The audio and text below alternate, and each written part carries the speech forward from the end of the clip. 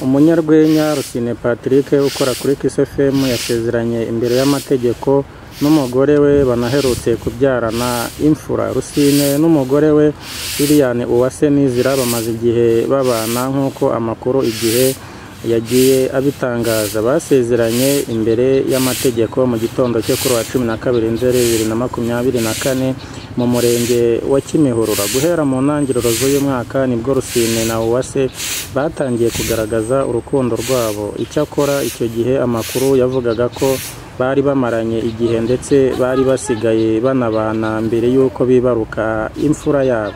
Muri Kanama 2024 nibwo Rusine yambitse impeta Uwase bemeranya kubana akaramata. Umuhango wabanjirije wo gusezerana imbere y'amategeko kuri uyu wa 12 Nzeri 2024. Rusine n'uyu mugore ni abantu bakunze ko inkuru z'urukundo rwabo zijya mu itangazamakuru.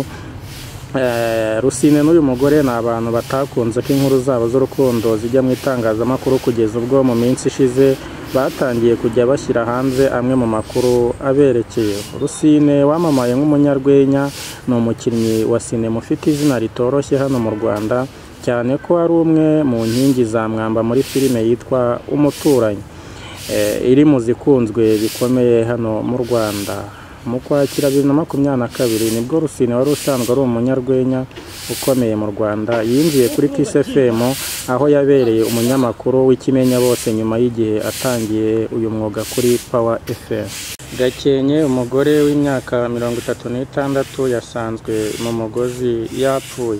Umugore w'imyaka 36 utuye mu mudugudu wa Kibingo mu kagari ka Karyango mu murenge wa Muyongwe akarere ka Gakenke yasanzwe mu mugozi yapfuye, bikekwa ko ashobora kuba yiyahuye. Amakuru y'urupfu rw'uwo mugore yatangiye kumvikana mu gitondo cyo kuri uyu wa gatatu tariki ya 11 Nzeri 2024. Bivugwa ko bamusanze mu mugozi yarangije gushiramo umwuka. Umunyamabanga nshingwabikorwa w'umurenge wa Muyongwe Twahirwa Jean Dodier yemeje amakuru y'urupfu rw'uwo mugore avuga ko bakeka ko yaba yiyahuye kuko yigeze kugaragaza ikibazo cy'uburwayi bwo mu mutwe. Yakomeje agira ati "Ni amakuru yatugezeho mu gitondo cyo kuri uyu wa gatatu, twahise twihutira gutabara dukeka ko yaba yiyahuye kuko yari asanzwe afite uburwayi bwo mu mutwe, ndetse amakuru dukesha abaturanyi be avuga ko yiyahuye n'umugabo we adahari."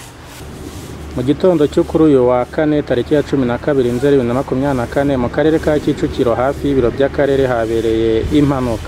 Umuvugizi wa polisi ishami rishinzwe umutekano mu muhanda SP Kayige Emmanuel yatangarije Kigali Today ko iyo mpanuka yatewe no kubisikana ry'ibinyabiziga ritakozwe neza. SP Kayige avuga ko nta waguye muri iyi mpanuka cyangwa ngo akomereke uretse ibinyabiziga byangiritse mu buryo budakomeye cyane. Iyi mpanuka ibaye mu gihe hafi y'agace k'umugoroba wo kuwa mbere tariki ya 9 Nzeri 2024 ku muhanda ugerekeranye uva Kicukiro Centre umanuka werekeza Gikondo nabwo habereye impanuka yaguyemo abantu batatu barimo motari umwe n'abakobwa babiri bose bari kuri za moto.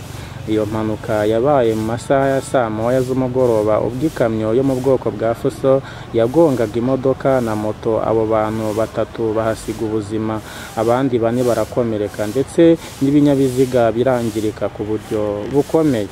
Polisi igira inama abatwara ibinyabiziga kwitwararika ndetse bakirinda ibintu byose byatuma badatwara neza igihe bagenda mu muhanda. SP Kayige avuga ko amakosa yose akorwa n'abashoferi byoroshye kandi ko bishoboka kuyirinda kuko amenshi usanga aturuka ku kugenda nabi mu muhanda.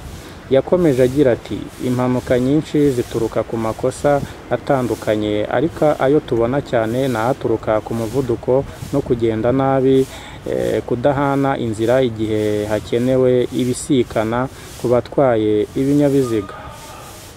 Mu bukangurambaga bwa Gerayo Amahoro, SP Kayige avuga ko badahwema kwigisha abatwara ibinyabiziga ndetse ubu hari na gahunda polisi yashyizeho yo kungurana ubumenyi, aho umupolisi ajya mu muhanda akabaza ibibazo bitandukanye abakoresha umuhanda, haba abatwara ibinyabiziga ndetse n'abanyamaguru, mu rwego rwo kwibutsa no kwigisha amategeko y'umuhanda uburyo akoreshwa. SP Kayigi avuga ko nubwo polisi iba icunze umutekano wo mu muhanda, kwirinda impanuka ari uruhare rwa buri wese, ariko cyane cyane abatwara ibinyabiziga ndetse n'abanyamaguru basabwa gukoresha umuhanda bubahiriza amategeko.